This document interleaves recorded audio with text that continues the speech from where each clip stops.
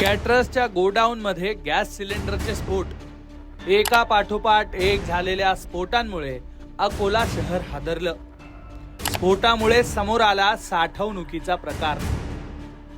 Iran Israel युद्धाचे परिणाम आता भारतातही प्रकर्षाने जाणवायला लागलेत. एकीकडे घरगुती सिलेंडरचा तुटवडा आणि दुसरीकडे व्यावसायिक सिलेंडरसाठी सुद्धा मारामार सुरू आहे. हॉटेल बंद केले जात आहेत आणि कॅटरिंग व्यवसायावरही परिणाम होतोय. या सगळ्या गोष्टींमुळे दुसरीकडे सिलेंडर साठवून ठेवण्याचाही अनेक जण प्रयत्न करतायत. पण यामुळे मोठी दुर्घटना घडू शकते हे अकोट मधील या घटनेमुळे स्पष्ट झालंय. कारण अकोट मध्ये एका केटरिंग व्यवसायाच्या गोडाऊन मध्ये एकाच वेळी अनेक सिलेंडरचे स्फोट झाले आणि शहर हादरलंय. थरकाप उडवणारी ही घटना नेमकी काय, सविस्तर समजून घेऊ. तारीख 12 मार्च, वेळ दुपारी 5 वाजेची. स्थळ अकोल्यातील अकोट तालुक्यातला लोहारी मार्ग परिसर.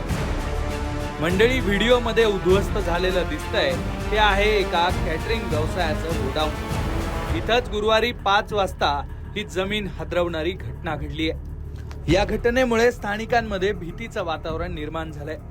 लोहारी मार्गावरच्या अहिल्याबाई होळकर कॉलनीत असलेल्या या गोडाऊन मध्ये 1-2 नाही तर तब्बल 8 सिलेंडरचे धडाधड स्फोट झालेत.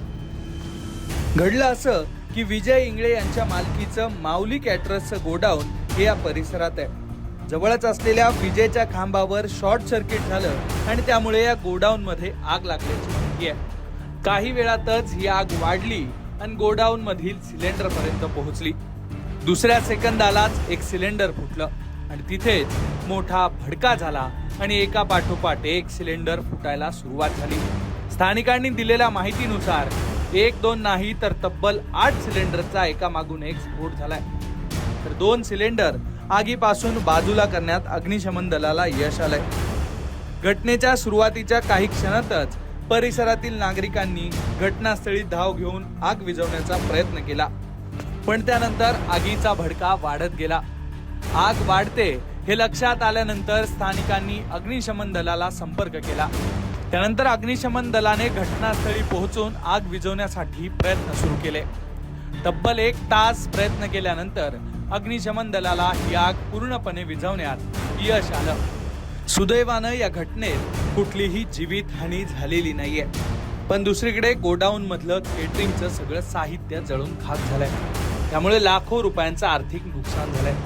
पण या घटनेत सर्वात महत्वाचा मुद्दा आहे तो म्हणजे कॅटरिंग व्यावसायिकांकडून केली जाणारी गॅसची साठवणूक. स्थानिक नागरिकांच्या मते शहरातल्या अनेक कॅटरिंग व्यावसायिकांकडे असाच मोठ्या प्रमाणात गॅस सिलेंडरचा साठा असण्याची शक्यता आहे. त्यामुळे सर्वसामान्य नागरिकांना घरगुती वापरासाठी गॅस सिलेंडर मिळण्यासाठी लाईन लावावी लागते.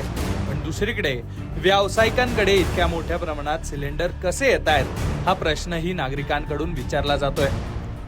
तसंच गॅस एजन्सी आणि संबंधित अधिकाऱ्यांकडून गॅसचं वितरण करताना नियम पाळले जात आहेत का असाही सवाल उपस्थित होतोय. कारण या सगळ्या प्रकरणात विषय फक्त गॅसच्या टंचाईचा नसून सुरक्षिततेचा सुद्धा आहे. त्यामुळे आता प्रशासन या प्रकरणात काय कारवाई करणार, आगीच्या या घटनेबद्दलच्या चौकशीत काय समोर येणार आणि साठवणुकीचे प्रकार रोखण्यासाठी काय पावलं उचलली जाणार हे पाहणं महत्वाचं आहे. अकोल्याहून प्रज्ञानंद धुरातसह ब्युरो रिपोर्ट, लोकमत.